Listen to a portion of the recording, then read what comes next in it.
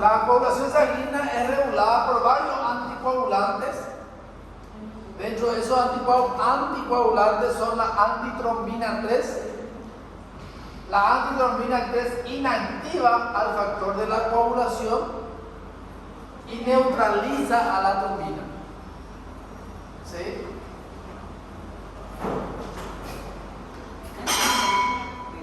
Antitrombina 3 inactiva al factor de la coagulación y neutraliza la trombina. ¿Se acuerdan? Trombina, fibrinogen, fibrina. Entonces evita que se forme el coágulo, por eso se llama anticoagulante. Cuando la antitrombina 3 forma un complejo con la heparina de origen natural, su acción se acelera para inactivar la trombina, el factor 10 activado y otros factores de la coagulación. Esta activación compleja confiere protección contra la formación de trombos no controlados en la superficie endotelial. Entonces, la idea es esta. Empieza la cascada de la coagulación y cómo el organismo frena esa cascada, haciendo que la antitrombina 3 inactive entonces a la coagulación mediante la activación de la trombina.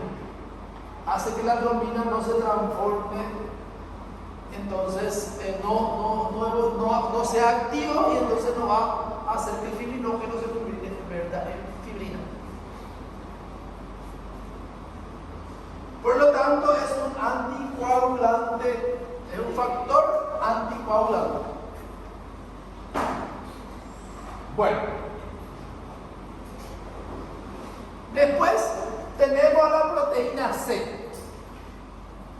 Es una proteína plasmática, actúa como una anticoagulación al inactivar al factor 5 y al factor 8. ¿Qué quiere decir? Es como la antitrombina 3, pero no actúa a nivel de la trombina, de la trombina, sino actúa a nivel de los factores 5 y los factores 8. El antígeno de la proteína C, o antígeno PC, o también conocido como factor 5 de Leiden, se produce en el hígado y previene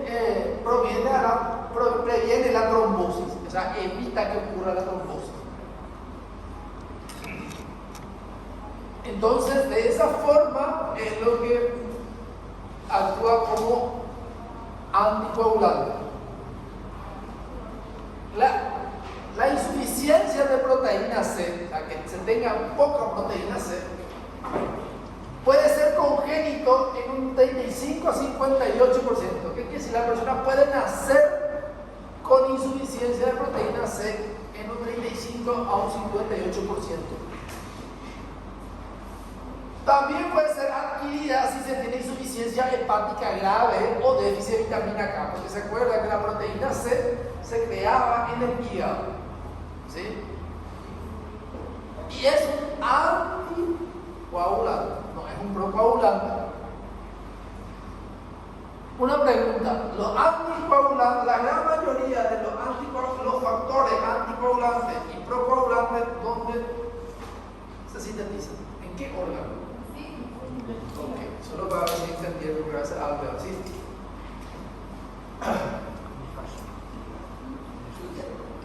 Entonces, este trastorno es un defecto hereditario en el factor 5 y confiere mayor riesgo de coagulación. Puede medirse con una prueba de resistencia de la proteína C, que se mide la cantidad de proteína C, y el intervalo normal debe ser entre 0,6 a 1,25. No necesitan saber estos valores porque estos vienen ya con valores de referencia en el laboratorio y es muy específico. ¿Sí? Que lo único que tenemos que saber es que si hay menos proteína C, si yo tengo menos proteína C,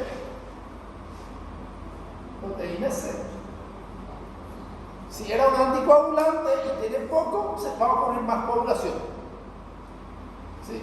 Eso es lo que tenemos que saber. Cuando está bajo, la persona va a tener más trombo. Eso es lo que tiene que saber la proteína C. ¿Sí? Las mujeres con factor 5 del Leiden, combinado con la influencia protrombina del embarazo, está en alto riesgo de tener resultados adversos de la gestación, como trastornos, tromboembolia venosa, preeclampsia, pérdida de feto y desprendimiento placenta. ¿Qué es lo que quiere decir eso? En el embarazo normalmente se produce mucha protrombina o muchas sustancias procoagulantes. Y si aparte de eso hay un déficit de proteína C, entonces por eso que en el embarazo esto puede producir más trastorno de la coagulación. Por eso que la embarazada, cuando tiene déficit de proteína C, desarrolla un proceso de trastorno de la coagulación, como venosa, embolia pulmonar, accidente cerebrovascular y demás. Porque antes ya tenía déficit, pero no pasaba nada porque no era tan extremo. Pero cuando entra en el embarazo tiene menos factor anticoagulante y mayor factor procoagulante.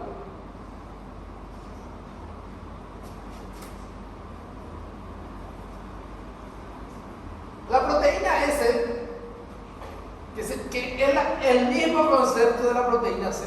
Cuando está bajo, también ocurre mayor coagulación. Acelera la acción de la proteína C. Una insuficiencia de proteína C o S pone a los individuos en riesgo de trombosis. ¿Sí? Se realiza una prueba de proteína C para determinar si la insuficiencia es heredada o adquirida, porque a menudo las personas con trastornos autoinmunitarios están en riesgo de tener carencia de proteína S. El intervalo normal para las mujeres es de 0,5 a 0,12. De la activación normal para varones es de 0,6 a 1,38. Los valores no necesitan saber para esto. La plasmina descompone la fibrina en productos de degradación de fibrina que actúa como anticoagulante.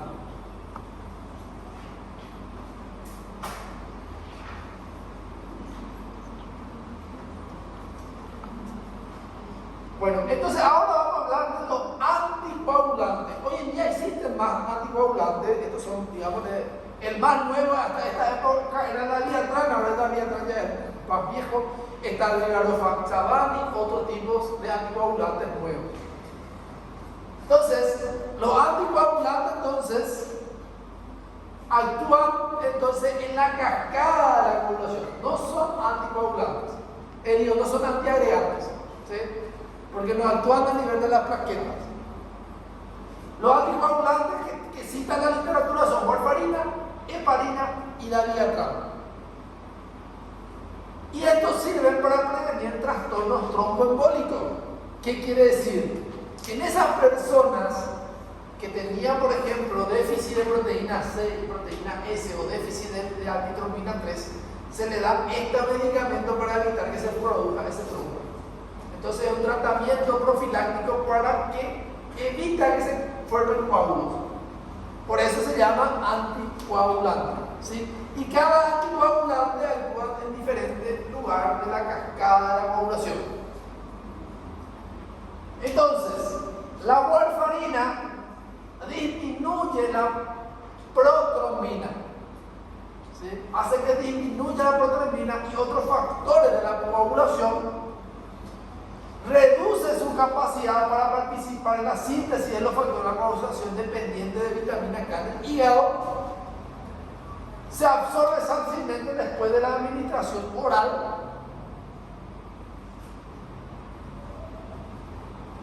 Pero no tiene, entonces se consume por vía oral. Su efecto máximo es después de las 36 a las 72 horas. Y tiene diferentes semivías de los factores de la coagulación. La warfarina es un anticoagulante muy conocido porque es lo único que anteriormente se contaba, hoy hay nuevo. ¿Y por qué se creó nuevo? Porque tenía muchas complicaciones. Y las personas necesitaban someterse a la prueba de laboratorio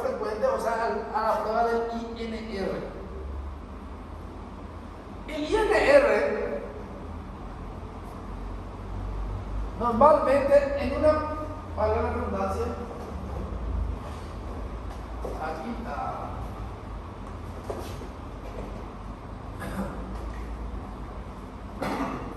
El INR en una persona que no tiene trastorno de la coagulación, en el que no tiene trastorno de la coagulación, el INR tiene que estar menos de 2.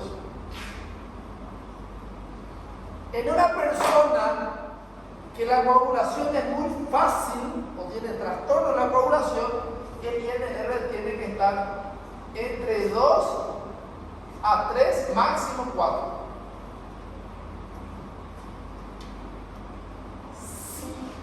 Aumenta el INR mayor a 4, tiene tendencia a producir sangrado en cualquier persona. Y si disminuye a menor de 2 y esa persona tiene tendencia a producir coágulo, entonces va a producir coágulo. Entonces, eso es una persona que tiene enfermedad de la coagulación. Y la warfarina, lo que consume warfarina, produce alteración del INR. ¿Sí? ¿Qué quiere decir? Si nosotros consumimos mucha warfarina, más de lo que necesitamos, va a aumentar mi INR y va a producir tendencia al sangrado. ¿Sí? Pero al consumir farina es muy inestable. Que si no, yo no sé, tengo unos parámetros básicos, ¿verdad? Tipo, doy 2 comprimidos todos los días y suspendo domingo, y después la siguiente vez le doy 1 y cosas así. Hay un estándar, pero en todas las personas no funciona así. Hay personas que necesitan 2, hay personas que necesitan medio, hay personas que necesitan 3, es muy inestable. Y hay personas que, aunque yo le dé, a veces lleva más que 4, independientemente de que le dé poco. O un día lleva menos y otro día lleva más al que tiene Y otra situación, las personas que reciben warfarina no pueden consumir vegetales verdes. Ya saben ya por qué, ¿verdad? Porque va a producir más, va a hacer que el efecto, ¿verdad? Sea peor, ¿verdad? Entonces mi warfarina va a estar cada vez más inestable. Si tomo vitamina K, entonces mi INR va a tener tendencia a estar más hacia abajo. Entonces yo voy a consumir de balde. Entonces, ese es el problema de la warfarina. Pero que funciona bien, es fácil. Pero el problema es que se tiene que estar controlando cada semana, cada tanto, ¿verdad? Y que te quite sangre todo el tiempo es medio molestoso. Y anteriormente no había hospitales en todas las regiones del país. Y controlar INR incluso hasta ahora no hay en todo lugar. Entonces, si de repente la persona tiene que trasladarse muy lejos, le dificultaba eso. Se tenía que irse cada semana, cada 2 días. Todo eso era lo que jugaba en contra de la warfarina. Que si funcionaba era espectáculo, pero encontrar el punto intermedio era un poco difícil. Por eso es que se crearon los otros anticoagulantes.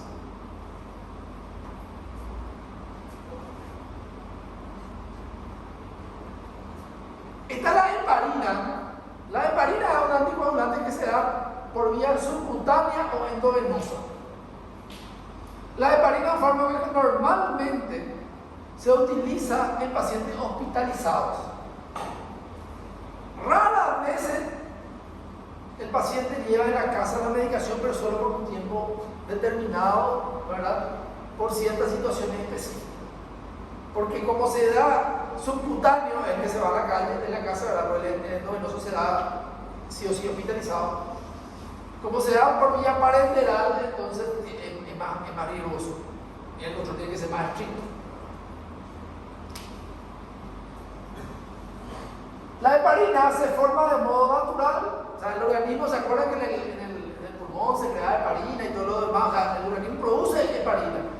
Pero en este caso estamos hablando de la heparina como fármaco, ¿verdad? Entonces, de forma natural se produce y es liberada en cantidades pequeñas por los mastocitos en el tejido conectivo que rodea los capilares. La preparación farmacológica, que es la que estamos hablando, se extrae de tejidos animales, se une a antitrombina 3. ¿Se acuerdan de la antitrombina 3? Que era un anticoagulante. La heparina se une a antitrombina, lo que causa un cambio de conformación que incrementa la capacidad de la antitrombina 3 para inactivar a la trombina y al factor 10 activado y a otros factores de la coagulación. Esa es la forma que actúa. Y por último, entonces, suprime la formación de fibrina. Por eso que es un anticoagulante, que evita que se forme fibrina. Es incapaz de cruzar la membrana del tubo digestivo, por lo tanto no se puede ingerir heparina vía oral, porque no pasa al tubo digestivo, la membrana, y debe administrarse mediante inyección, casi siempre por infusión intravenosa o subcutánea.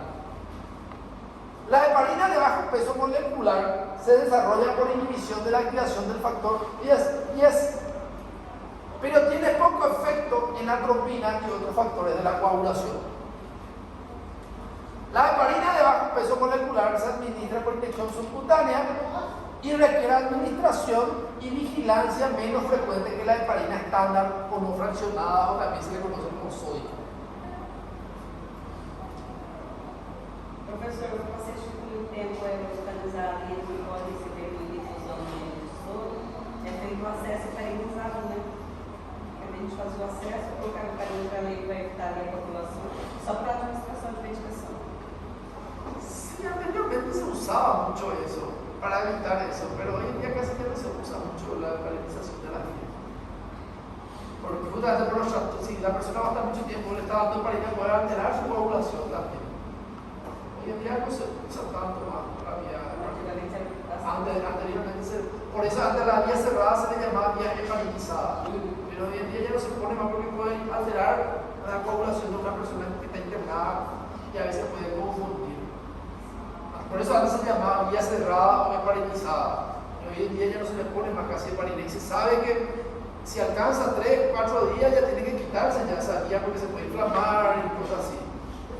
Era tipo para que la vía sirva más tiempo y no se coagule, pero después se vio que en realidad no quitar esa vía a tiempo empeora. La flebitis y otras complicaciones. Parece que te medio bien ahora. Las cosas de mí van a escuchar. Es que yo leí la historia de la medicina. É que eu trabalhei 14 anos, a gente fazia muito tempo de muito tempo atrás. Es que cuando uno se hospitaliza mucho tiempo, que todo el tiempo le quitan la vía, es un problema. El otro es la Viatran, que está dentro de los nuevos anticoagulantes.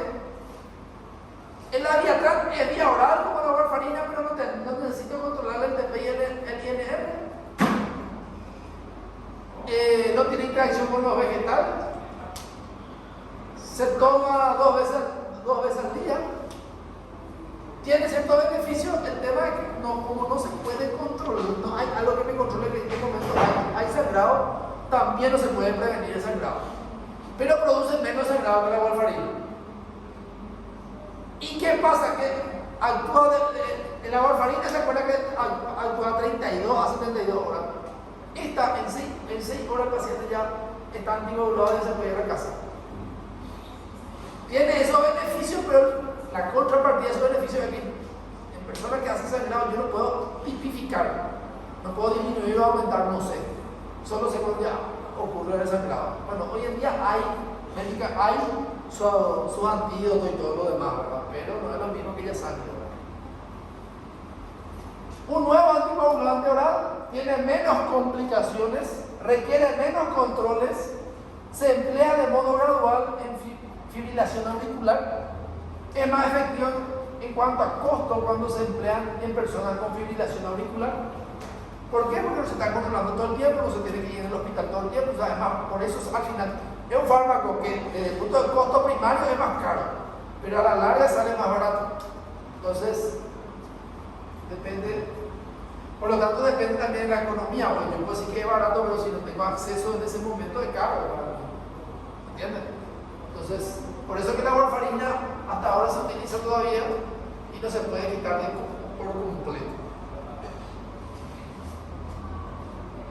Bueno, y ahora vamos a hablar de la retracción del coágulo.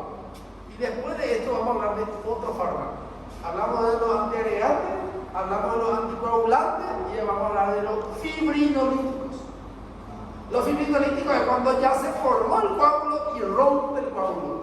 O sea, entonces, ¿rompe qué? Rompe la fibrina, por eso se llama fibrinolíticos. ¿Sí? Y es lo que se usa cuando ya ocurrió el problema.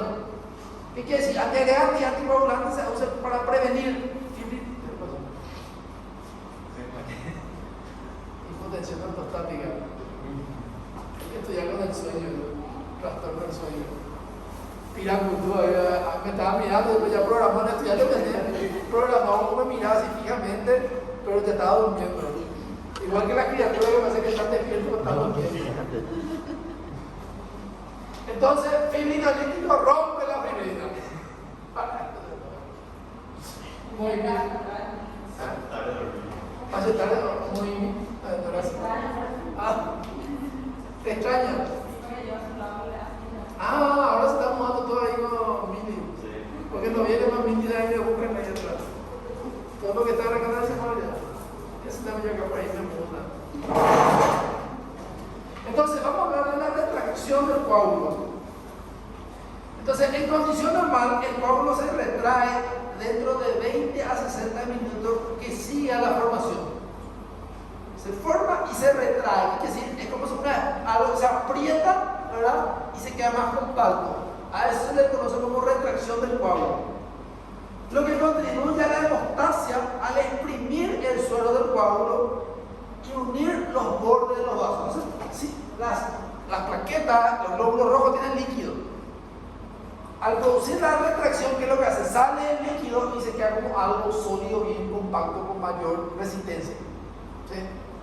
La plaqueta, por efecto de la acción de sus filamentos, ¿se acuerdan? De actina y miosina, contribuye también a la retracción del coágulo y a la hemostasia. Entonces, la retracción del coágulo requiere grandes cantidades de plaquetas e indica un recuento bajo de plaquetas cuando no se efectúa. ¿Qué quiere decir? Si tengo poca plaqueta, no se va a poder producir retracción del coágulo porque necesitan las plaquetas para que eso ocurra. ¿Sí? Porque esa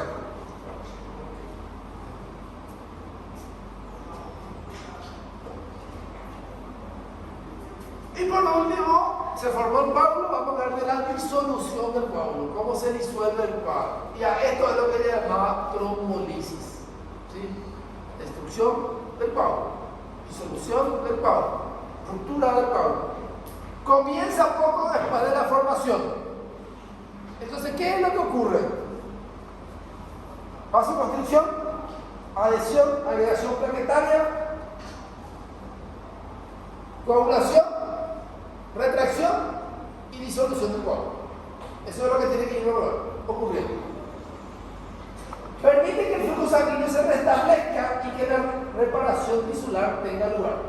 Entonces, a esta llama se llama fibrinólisis, a la disolución del coágulo, ruptura de la fibrina. Requiere una secuencia de pasos controlados por activadores e inhibidores. El plasminógeno, que es una proenzima para el proceso fibrinolítico, normalmente se presenta en la sangre de forma inactiva. Se convierte de forma activa o plasmina mediante activación del plasminógeno endotelial vascular, el hígado y los riñones, que son los que producen los plasminógenos. Y eso es como una tijera que rompe la fibrina. Y es justamente el activador tisular del plasminógeno lo que se utiliza como fármaco para romper los coágulos ya formados, el infarto cerebral, el infarto miocardial y también en la embolia pulmonar. Uno de los tratamientos de elección para esas tres enfermedades. Obviamente, para el corazón, ir a quitar directamente ya hay más experiencia y es mejor que la trombolisis. Pero para el pulmón, a veces el fibrinolítico es lo único que tenemos porque tiene que ser un especialista que llegue a todos los vasos pulmonares.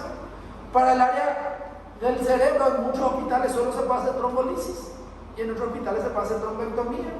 Y a veces, desde el punto de vista clínico, no se puede hacer la trombectomía y necesitamos la trombolisis. Entonces, los trombolíticos son fármacos muy interesantes que pueden salvar vidas. Por eso ustedes tienen que entender el tema de la coagulación. Entonces, la plasmina digiere la hebra de fibrina del coágulo y ciertos factores de la coagulación, como fibrinógeno, factor 5, factor 8, protrombina y factor 7. La plasmina circulante es inactivada con rapidez por la inhibición del alfa-2-plasmina, que limita el proceso fibrinolítico al coágulo local y evita que se presente en la circulación completa. Dos activadores del plasminógeno de origen natural son el activador del plasminógeno tipo tisular y el actor del plasminógeno tipo urosinasa. Estos activadores se liberan en respuesta a diversos como fármacos vasoactivos, oclusión venosa, temprana, corporal alta y ejercicio. Los activadores son inestables e inactivados rápidamente por inhibidores sintetizados por el endotelio y el hígado. Concentraciones altas de un inhibidor principal, el inhibidor activador del plasminógeno, se han relacionado con trombosis venosa profunda, enfermedades cardiovasculares, cerebrovasculares, infarto del miocardio. Varios activadores del plasminógeno tisular, alteplase, reteplase y tecneteplase, producidos mediante técnica de ADN recombinante, que están disponibles para el tratamiento del infarto, del ACV isquémico agudo y la embolia pulmonar. Entonces son antitrombóticos, fibrinolíticos. Ya conocen tres tipos de fármacos. Ya. Antiagregante plaquetario que actúa a nivel de la plaqueta, anticoagulante que actúa a nivel de la coagulación, y cuando ya ocurrió toda la coagulación y ocurrió todo ya la enfermedad, y para disolver el coágulo se utilizan fibrinolíticos.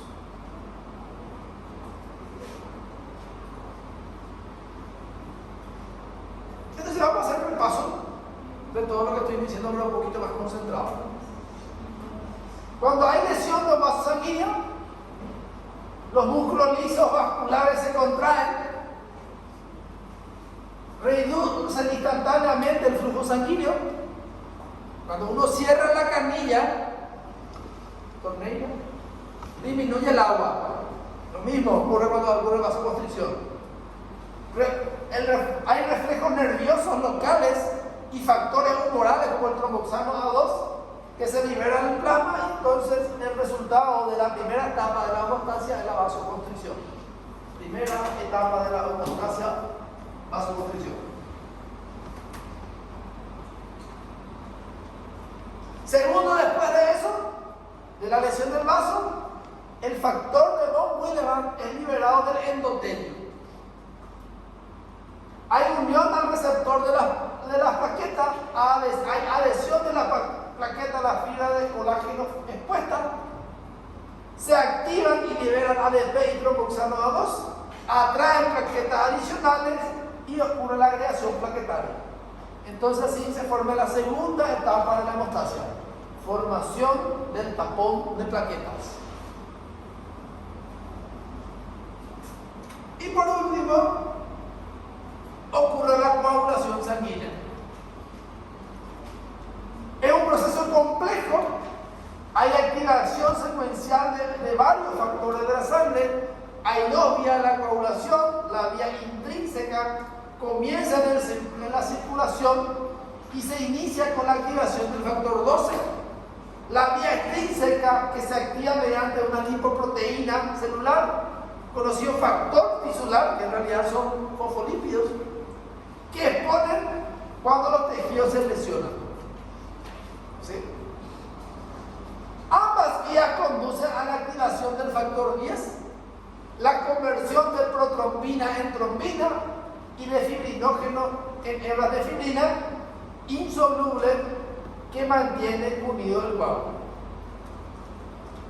Además, tiene lugar dos procesos siguientes que permiten la disolución del coágulo recién formado.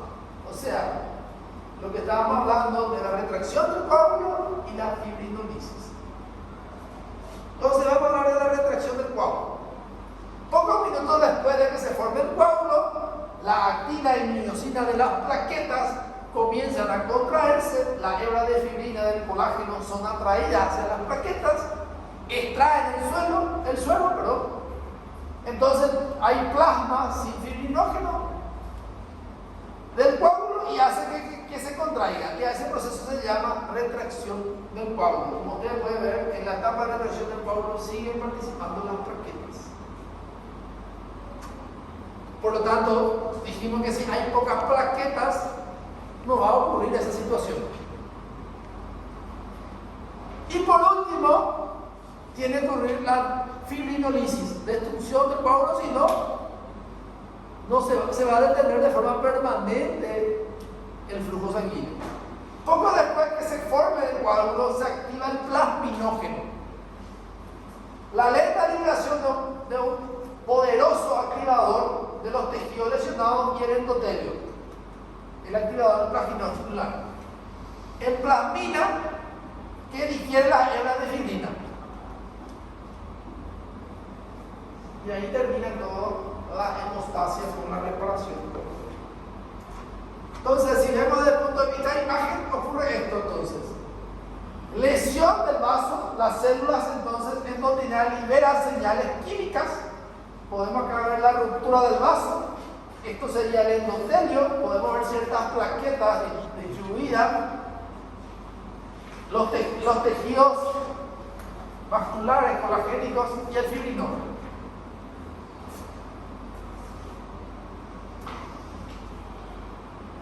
Entonces, primer paso lo que hace, disminuye su diámetro para evitar que se pierda sangre, entonces ocurre la vasoconstricción.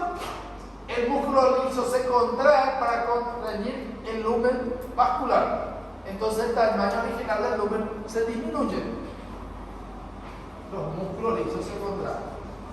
Si podemos ver en esta imagen, entonces eso que están viendo acá.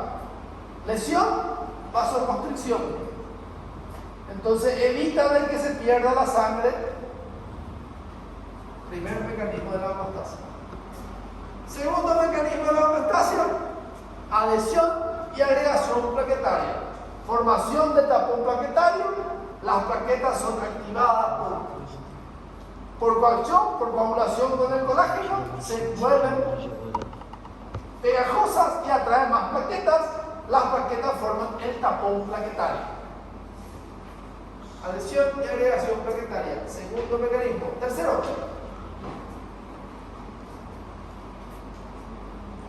la coagulación.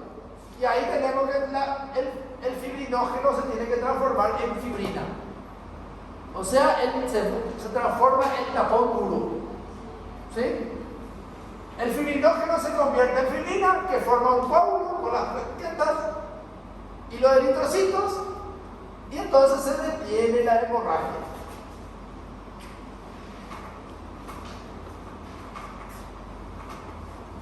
Acá podemos ver todo el proceso dinámico: lesión endotelial, vasoconstricción, agregación y adhesión plaquetaria y entonces la formación del trombo. Esta es una imagen esquemática de cómo sería una plaqueta. Podemos ver entonces la glucoproteína GP2B3A. ¿Sí? Podemos ver entonces la capa de glucocáliz. Podemos ver los microtúbulos, granulaciones delta, las mitocondrias, las alfa granulaciones, los filamentos de actina y miosina, el glucógeno y la membrana plasmática. Y no hay núcleo, solo a modo de entendimiento. Entonces podemos ver acá que las plaquetas liberan ADP y ATP para producir contracción. Podemos ver acá que el colágeno que es expuesto necesita de la participación del factor de von Willebrand para que se une con otra plaqueta, ayudado del factor 8. Si no tenemos factor 8 o no tenemos factor de Bohr, no se van a poder unir las plaquetas. Entonces, ¿qué es lo que va a pasar? No va a haber la agregación y la adhesión plaquetaria. Entonces, ¿qué va a pasar? Mayor sangrado.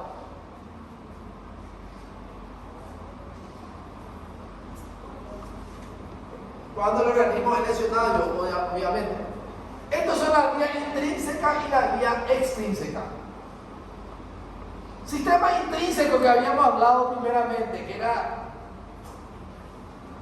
necesitaba que se active entonces el factor 12, que va a activar al factor 11 y que va a activar al factor 10 ayudado por calcio.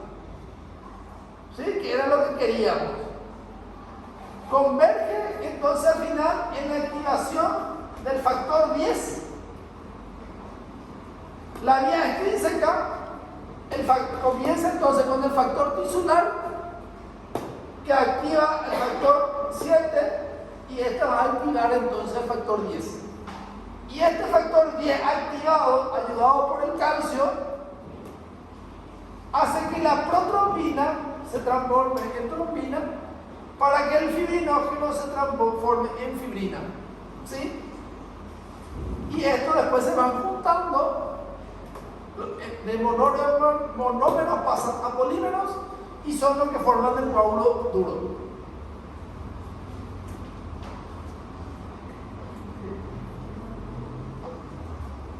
La misma cosa me muestra el sistema intrínseco, sangre o lesión vascular, sistema extrínseco, factor tisular, activa del factor 10, protrombina en trombina, fibrinógeno en fibrina. ¿Sí? O sea, la activación del factor de las vías de la coagulación es para que se produzca el coágulo duro. Esa es su función principal.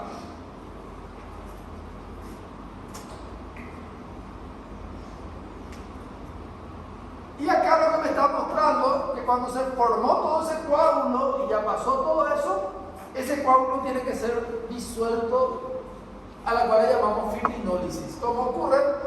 La trombina, ayudada a la proteína C, produce activador del plasminógeno. El activador del plasminógeno hace que el plasminógeno se transforme en plasmina, y la plasmina destruye la fibrina y produce la fibrinólisis.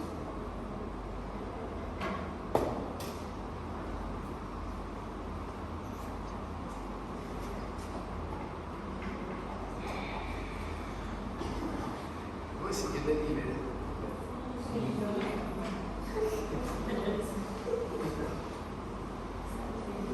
Bueno, la próxima clase